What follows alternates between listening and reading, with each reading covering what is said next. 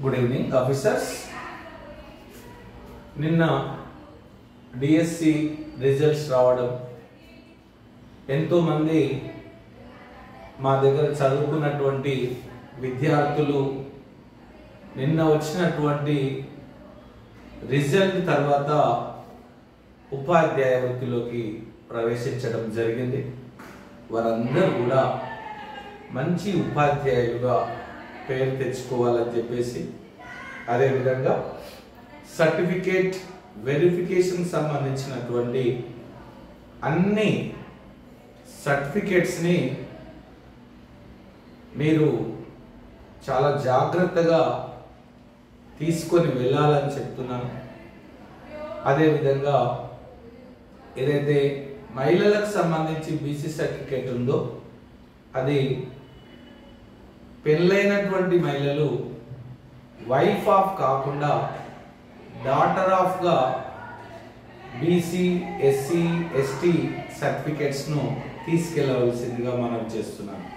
ఎందుకంటే కులం అనేది తండ్రి నుండి సంక్రమిస్తుంది కాబట్టి మరి విద్యార్థులందరూ కూడా ఈ విషయాన్ని మీరు గమనించి చాలా జాగ్రత్తగా సర్టిఫికేట్ వెరిఫికేషన్స్కి వెళ్ళవలసిందిగా చెప్తూ, కొలతలు పార్ట్ 2 వీడియోకి మిమ్మల్ని తీసుకెళ్తున్నాను. పార్ట్ 1లో ప్రాథమిక రాశుల ప్రమాణాలు రాసినాం. ఇప్పుడు మనం ఉత్పన్న రాశుల ప్రమాణాలను రాయబోతున్నాం. చూడండి ఆఫీసర్స్, మరి ఉత్పన్న రాశులు అంటే ఇతర భౌతిక రాశులపైన ఆధారపడిన రాశులను ఉత్పన్న రాశులు అంటున్నాం. So now we are going to write derived units. So what are derived physical quantities? Independent physical quantities are derived physical quantities. అందులో చాలా ఉన్నాయి. మనకు 3 పద్ధతులు ఉన్నాయి: ఎపిఎస్, సిజిఎస్, ఎంకేఎస్. వాటిలో మనం సిజిఎస్, ఎంకేఎస్ పద్ధతులను మాత్రమే ఎంచుకోవడం జరుగుతూ ఉంది మన భారతదేశంలో. కాబట్టి ఉత్పన్న రాశులకు సిజిఎస్ మరియు ఎంకేఎస్ లో మనము ఇప్పుడు ప్రమాణాలు రాయబోతున్నాం. మొదటగా చూడండి, ఫస్ట్ మనకు కావాల్సినటువంటిది, నేను వేగము రాస్తున్నా.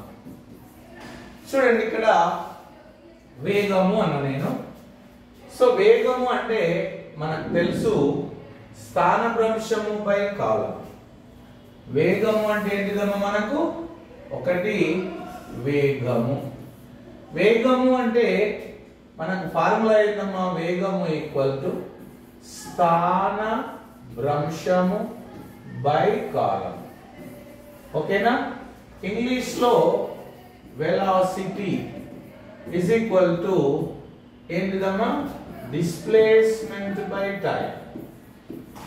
డిస్ప్లేస్మెంట్ బై టైం అన్నమాట. So v equal to s by t. v equal to what అమ్మా? s by t. s అంటే ఇక్కడ డిస్ప్లేస్మెంట్ అన్నమాట. డిస్ప్లేస్మెంట్ లో s బాగా పలుకుతుంది కాబట్టి s రాస్తున్నా. ఇక్కడ స్థానభ్రంశం అన్న పొడవు అన్నంటే, మరి సిజిఎస్ పద్ధతిలో చూడండి, సిజిఎస్ పద్ధతిలో పొడవుకు ఏంటిదమ్మా? సెంటీమీటర్. బైని ప్రమాణంలో పర్ అనాలి. కాలం అంటే ఏంటిదమ్మా? సెకండ్ అన్నమాట. సిజిఎస్ పద్ధతిలో వేగానికి ప్రమాణం సెంటీమీటర్ పర్ సెకండ్. అదే విధంగా చూడండి, ఎంకేఎస్ పద్ధతిలో స్థానభ్రంశం అంటే పొడవు, ఎంకేఎస్ పద్ధతిలో పొడవు ప్రమాణం ఏంటిదమ్మా? మీటర్ అన్నమాట. Metre by second. ఈ బైని పర్ అని చదవాలి. కాబట్టి వేగానికి ప్రమాణాలు సిజిఎస్ లో centimetre per second and metre per second. చూడండి, నెక్స్ట్ రెండవది ఉత్పన్న రాశుల ప్రమాణాల్లో రెండవది త్వరణము అన్నమాట. ఏంటిది త్వరణం అంటే? ఇంగ్లీష్ లో యాక్సిలరేషన్. ఏంటిదమ్మా? యాక్సిలరేషన్. ఏంటి త్వరణం అంటే? 1 సెకండ్ కాలంలో వేగంలోని మార్పును మనము ఏమంటాము? త్వరణము అంటాం. So change in velocity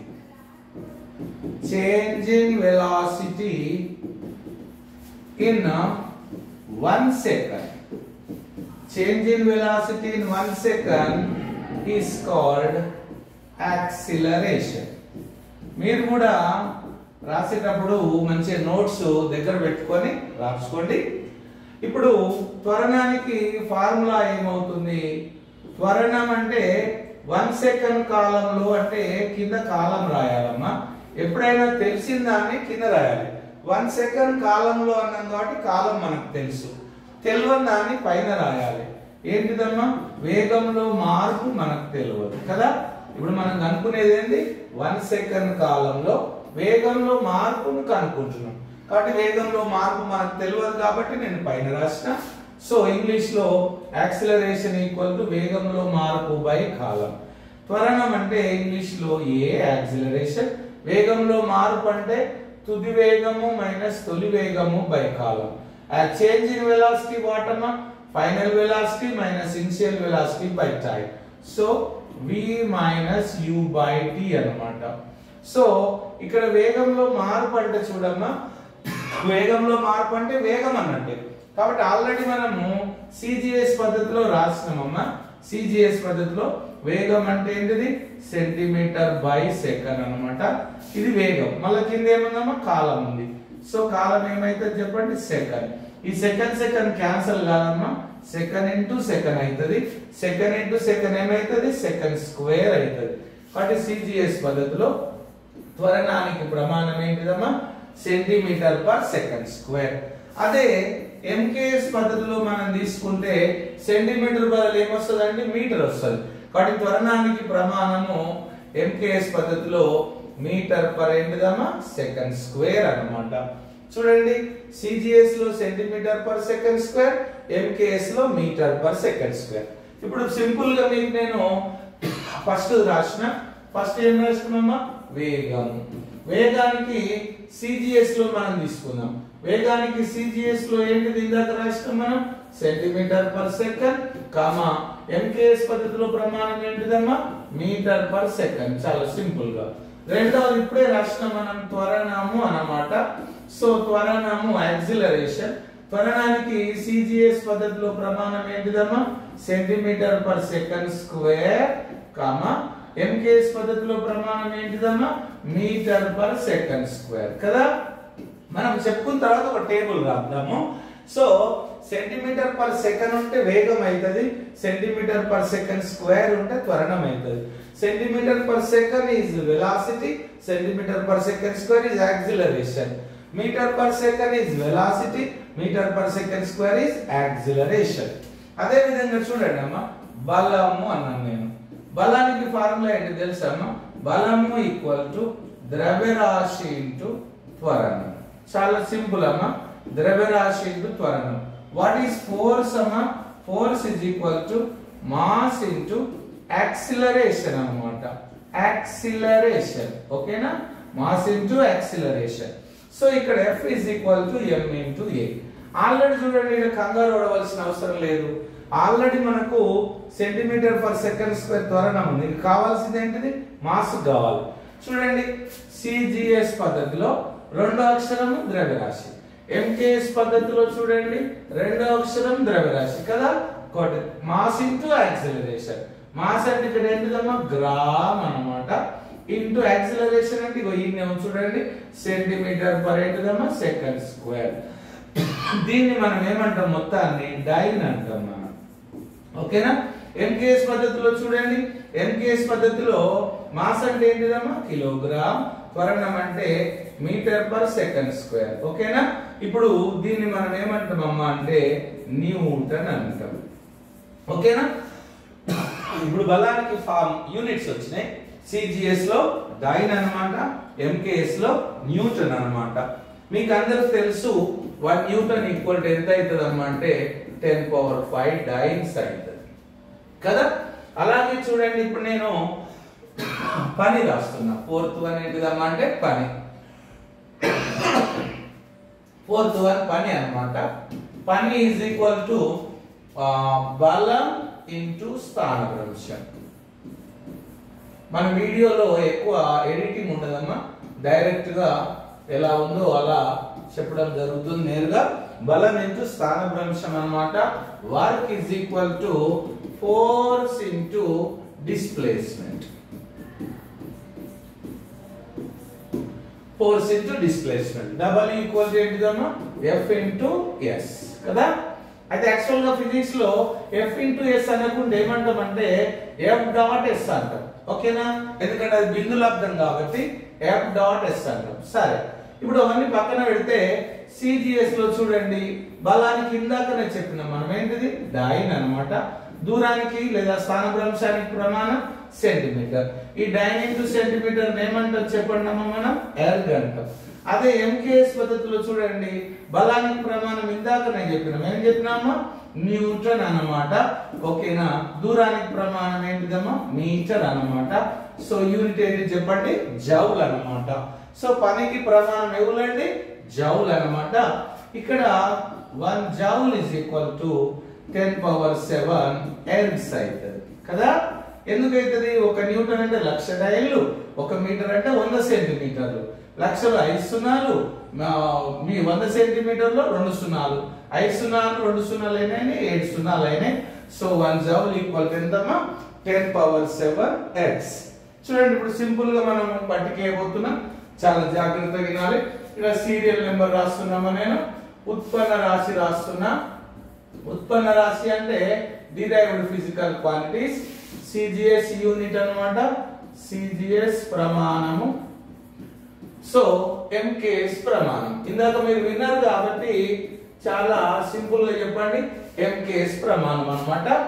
right, చూడండి అమ్మా, ఇక్కడ 1 అంటే ఫస్ట్ ఏం రాష్ట్రం? నేను వేగం. వేగానికి సిజిఎస్ ఏం రాసినామా? Centimetre per second. So MKS ప్రమాణం ఏం రాసినామా? Metre per second. నాతో పాటు మీరు చెప్తా ఉండాలన్నమాట. మీటర్ పర్ సెకండ్ అన్నమాట. రెండవది ఏంటిదంటే త్వరణం రాసినాం మనం. ఓకేనమ్మా? త్వరణం. త్వరణం అంటే ఏం రాసినాం ఇందాక?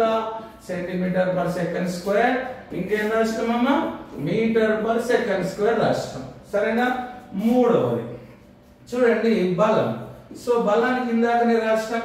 సిజిఎస్ లో ఏం రాసినామమ్మా? మనం డైన్ రాసినాం. ఎంకేఎస్ లో ఏం రాసినామమ్మా? న్యూటన్ రాసినాం. సో నాలుగవది పని రాసినాం కదా, పని. సో పనికి సిజిఎస్ లో ఏం రాసినామమ్మా? మనం ఎర్గ్స్ రాసినాం. ఎంకేఎస్ లో ఏం రాసినాం? జౌల్ రాసినాం. ఇలా సింపుల్ గా మనం నేర్చుకున్న తర్వాత ఒక పట్టిక రూపంలో నేర్చుకుంటే చాలా సింపుల్ గా ఉంటుంది. చూడండి, ఇప్పుడు నెక్స్ట్ ఇంకా ముందరికి వెళ్దాం. మళ్ళీ ఐదవది జనరల్ గా ఓకే సామర్థ్యం. మరి సామర్థ్యం అంటే మనకు తెలుసు, సామర్థ్యం అంటే పని బై కాలం. ఓకేనా? సామర్థ్యం అంటే ఏంటిదమ్మా? ఇది ఇక్కడ రాస్తున్నా, పని బై ఏంటిది? కాలం. సో పవర్ ఈక్వల్ టు ఏంటిదమ్మా? వర్క్ బై టైం అన్నమాట కదా.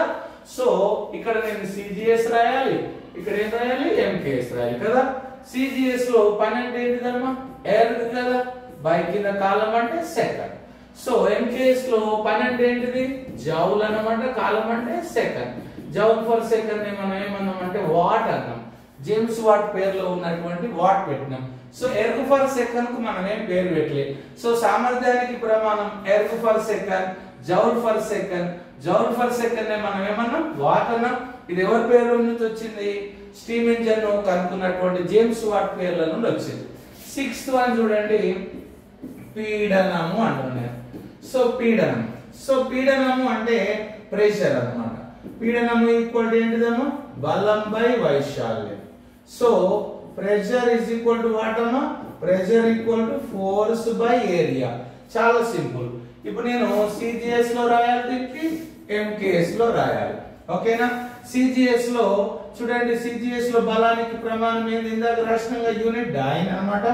వైశాల్యం అంటే ఏంటిదమ్మా? పొడవు ఇంటి వెడల్పు. పొడవు ఇంటి వెడల్పు అంటే అర్థం ఏంటి చెప్పండి? పొడవు అంటే సెంటీమీటర్, వెడల్పు అంటే సెంటీమీటర్, సెంటీమీటర్ అంటే centimetre, centimetre square. So MKS లో బలానికి ప్రమాణం ఏంటిదమ్మా? న్యూటన్ అన్నమాట. వైశాల్యానికి ప్రమాణం ఏంటిదమ్మా? మీటర్ స్క్వేర్ అన్నమాట. Newton for metre square. నేను రోడ్ మీద పోతే ఒక అబ్బాయి నేను ఇస్తే తిరుగుతుంది అనమాట. చాలా తిరుగుతుంది, ఈడియట్ రాస్కెల్ అన్నది. ఓకేనా? ఎందుకమ్మా అబ్బాయిని ఎందుకు అట్లా తిడుతున్నావు అంటే, చూడండి సార్ వారం రోజుల నుంచి ఈ అబ్బాయి నేను ఏడ నిలబడుతున్నా ఆడ నిలబడుతున్నాంటే ఏమన్నాడమ్మా, ఇంతకంటే 7 రోజుల నుంచి నా వెంబడి తిరిగి ఇవి నాకు చెల్లెలు లేకున్నావు అంటాడు సార్ వీడు అన్నాడు. సో 7 days నుంచి వాడు అమ్మాయి వెంబడి తిరిగి అచ్చము నువ్వు నా చెల్లెలు లేకున్నావు అని చెప్పిండంటే అమ్మాయి బాధపడి వాడిని రాస్కెల్ అన్నది. సో అమ్మాయి అన్న ఏమనిపించింది, రాస్కెల్ అనిపించింది. So newton per metre square మనం రాస్కెల్ అనకుండా ఏమనాలమ్మా అంటే పాస్కల్ అని పిలవాలి. సో పీడనానికి అంతర్జాతీయ ప్రమాణము ఎంకేఎస్ ప్రమాణం ఏంటి చెప్పండి అమ్మా, పాస్కల్ అన్నమాట. ఓకేనా? ఇదే కాకుండా కొద్దిగా ముందరికి వెళ్దాం. మనం ఎన్ని రాష్ట్రం మనం చెప్పండి ఇప్పటి వరకు? 6 రాష్ట్రం. కొద్దిగా ముందరికి వెళ్దాం. మనం కొద్దిగా ముందరికి వెళ్ళి చూడండి 7 పౌన పుణ్యము అన్నాం కదా. సో పౌన పుణ్యము స్కూల్ అసిస్టెంట్ పిల్లల కోసం పౌన పుణ్యం అన్నమాట. ఇంగ్లీష్ లో ఫ్రీక్వెన్సీ అన్నమాట. పౌన పుణ్యం అంటే ఏంటిదమ్మా, కంపనాల సంఖ్య by column. So what is frequency అమ్మా, m is equal to number of oscillations by time. మరి నెంబర్ ఉంది. సో నెంబర్ కు యూనిట్ ఉంటుందా చెప్పండి? నెంబర్ కు యూనిట్ ఉండదు కదా. నెంబర్ అనాథ ఉంది, అనాథకు ఇంటి పేరు ఉంటుందా? ఉండదు. సో కాబట్టి ఇంటి పేరు ఉండదు కాబట్టి ప్రమాణం రాయాలి. కానీ కాలానికి ప్రమాణం ఏంటిదమ్మా, సెకండ్. 1/సెకండ్. ఈ 1/సెకండ్ మనం ఏం రాయొచ్చు, పర్ సెకండ్ అని రాయాలి. ఓకేనా? దీని ఏమని చదవాలమ్మా, పర్ సెకండ్ అనాలి. సో పౌన పుణ్యానికి ప్రమాణము పర్ సెకండ్ అన్నమాట. ఇదే ధ్వనిలో అనుకోండి, ఈ పర్ సెకండ్ నే మనం ఏమంటాం అంటే ఎడ్జ్ అంటాం. ఏమంటాం? ఎడ్జ్. సో ధ్వని పౌన పుణ్యానికి ప్రమాణం ఏంటిదంటే ఎడ్జ్. కానీ కాలి పౌన పుణ్యానికి ప్రమాణం ఏంటిదంటే పర్ సెకండ్ అన్నమాట. ఓకేనా? సో ఇక్కడ నేను 8th వన్ రాస్తున్నా చూడండి. కొద్దిగా ముందరికి వెళ్దాం మనం. సో కొద్దిగా నేను ముందరికి వెళ్తున్నా, కంగారు పడొద్దు అనమాట. అదే విధంగా నేను జనరల్ గా ప్లాంక్స్ స్థిరాంకము రాస్తున్నా. ప్లాంక్స్ స్థిరాంకం, ప్లాంక్స్ స్థిరాంకానికి ప్రమాణం ఏందని రాస్తున్నా. చూడండి ఎక్కడ రాయొచ్చు, E is equal to h nu అన్నమాట. కాంతి శక్తి E equal to h nu. ఇక్కడ nu అంటే పౌన పుణ్యం. సార్ మీరు ఇక్కడ ఎన్ని అన్నారు కదా అంటే, మామూలుగా తరంగాలలో ఎన్ని అంటాం అన్నమాట, కాంతిలో అంటే nu అంటాం. సో ఇక్కడ నాకు కావాల్సింది ప్లాంక్స్ కాన్స్టెంట్ కదా, h is equal to E by ఈ nu కిందికి వస్తుంది కదమ్మా. చూడండి ప్లాంక్స్ స్థిరాంకానికి యూనిట్స్ రాస్తున్నా, చాలా జాగ్రత్తగా వినాలి. శక్తి, ఇక్కడ శక్తి అంటే పని అన్నట్టు. పనికున్న ప్రమాణాల శక్తి ఉంటాయి కాబట్టి ఎర్గ్ ఫర్. సో పౌన పుణ్యానికి ప్రమాణం ఏంటిది, 1/సెకండ్. సో ఈ 1/సెకండ్ సెకండ్ అయిపోతుంది, పైకి పోతుంది. సో ఎర్గ్ ఇంటూ సెకండ్ అన్నమాట. ఏ పద్ధతులు ఇది, సిజిఎస్ లా. సో మరి ఎంకేఎస్ లో ప్రమాణం ఏమైతుందమ్మా, జౌల్ ఇంటూ సెకండ్ అవుతుంది కదా. కాబట్టి సో మనకు ప్లాంక్ స్థిరాంకానికి ప్రమాణం సిజిఎస్ లో erg for second, joule for second అనేది ఎంకేఎస్ లో. మరి ప్లాంక్ స్థిరాంకం వాల్యూ ఎందుకు తెలుసు కదా మీకు, 6.625 into 10 to the power of -34 joule into second అన్నమాట. మరి దీన్ని ఎర్గులాగా రాసినాం అనుకోండి, 6.625 into 10 to the power of -34. ఒక జౌల్ అంటే ఎన్ని ఎర్గ్స్ అమ్మా, 10 to the power of 7 ఏంటి అమ్మా, ఎర్గ్స్ కదా, ఇంటూ సెకండ్ కదా. ఈ -34 + 7 అంటే ఏమైతుందమ్మా, 6.625 into 10 to the power of -24 ergs into ఏమైతుంది చెప్పండి, సెకండ్ అవుతుంది. సో ఇక్కడ ప్లాంక్ స్థిరాంకం వాల్యూ మనకు సిజి ఎంకేఎస్ లో వచ్చేసరికి 6.625 10 to the power of -34 joule into second. CGS లో వచ్చేసరికి 6.625 10 to the power of -27 ergs into second అన్నమాట. ఇది ప్లాంక్ స్థిరాంకం.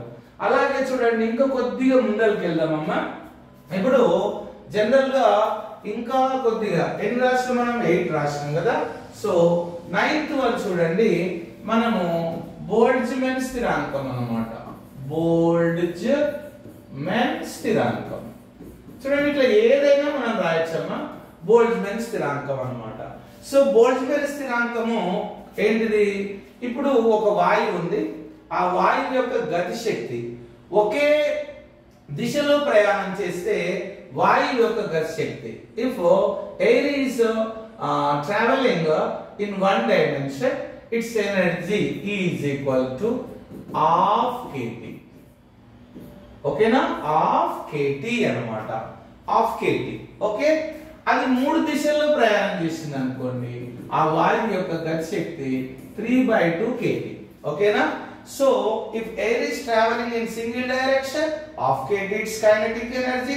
If it is traveling 3 dimension, 3/2 kT. ఇక్కడ మనకు కావాల్సింది k అనేది బోల్ట్జ్మాన్ కాన్స్టెంట్ అన్నమాట, దాని యొక్క యూనిట్ కావాలి మనకు. So k is equal to, ఈ మనకు ఏమవుతుంది చెప్పండి, ఈ 2 అటు అవుతుంది, 2e బై ఏమైతుంది t అవుతుంది.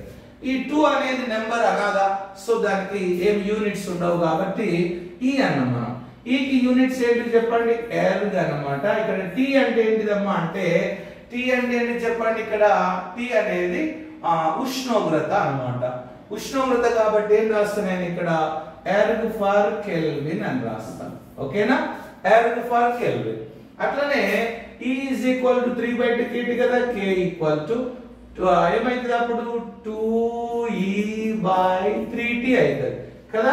E అంటే ఏంటిదమ్మా ఇక్కడ జనరల్ గా శక్తి అన్నమాట, జౌల్ ఫర్ ఏంటిది కెల్విన్ అన్నమాట. సో ఈ విధంగా MKS లో ఇది బోల్ట్జ్మాన్ కాన్స్టెంట్ యూనిట్ అన్నమాట, ఇది CGS లో అన్నమాట. సో కాబట్టి ఈ విధంగా మనం తీసుకున్నట్లయితే బోల్ట్జ్మాన్ స్థిరాంకానికి మనం ఈ విధంగా రాయడం జరుగుతుంది. అట్లనే ఆదర్శ వాయు స్థిరాంకం చూడండి, మనము ఆదర్శ వాయు స్థిరాంకానికి కూడా మనం ప్రమాణాలు రాద్దాం. చూడండి, ఆదర్శ వాయు స్థిరాంకం 10th one, ideal gas constant, ఆదర్శ వాయు స్థిరాంకం, ideal gas constant. Ideal gas constant ఏం రాస్తాము, జనరల్ గా PV = nRT అన్నమాట కదా. సో ఏ వాయువు అయితే బాయిల్ నియమాన్ని, చార్లెస్ నియమాన్ని, అవగాడ్రో నియమాన్ని పాటిస్తుందో ఆ వాయువును ఆదర్శ వాయువు అంటాం. If one gas is obeying Charles' law, Avogadro's law and Boyle's law, it is ideal gas. So this is the ideal gas equation. This is nothing but ideal gas constant. So ఇక్కడ పీడనం into ఘన పరిమాణం పని అవుతుంది, pressure into volume work అవుతుందమ్మా, nRT అన్నమాట. ఇక్కడ నాకు R కావాలి కాబట్టి W/NT అన్నమాట. సో W అంటే ఏంటిదమ్మా, ఇక్కడ CGS లో ఎర్గ్ అన్నమాట, n అంటే మోల్ల సంఖ్య, మోల్ ఇంటూ కెల్విన్ అన్నమాట. ఓకేనా, సరే ఇక్కడ నెక్స్ట్ వన్ MKS లో మనం తీసుకుంటే జౌల్ ఫర్ మోల్ కెల్విన్ అన్నమాట. ఓకేనా, సో ఇక్కడ జనరల్ గా మనం తీసుకున్నట్లయితే ఇది ఆదర్శ వాయు స్థిరాంకానికి మనం ఈ విధంగా యూనిట్స్ రాయడం జరుగుతూ ఉంటుంది. ఇది మనకి ఇక్కడ ఈ విధంగా ఉత్పన్న రాశులకు ప్రమాణాలను మనం CGS లో మరి MKS లో రాయడం జరుగుతూ ఉంటుంది అన్నమాట. ఈ వీడియో తర్వాత మెజర్మెంట్స్ పార్ట్ 3 వస్తుంది. అదేమొస్తుంది అంటే, ఇక్కడ ఉత్పన్న రాశులకు ప్రాథమిక రాశులకు ప్రమాణాలు రాసిన తర్వాత ఇక్కడ స్కూల్ అసిస్టెంట్ విద్యార్థులకు సంబంధించి మితి ఫార్ములాలు రావడం జరిగింది. ఓకేనా, డైమెన్షన్ ఫార్ములాస్ రావడం జరుగుతూ ఉంది. అది మనం పార్ట్ 3 లో చూసుకుందాం. Thank you very much officers. నేను physics Ramesh sir from Right Path YouTube channel. Thank you.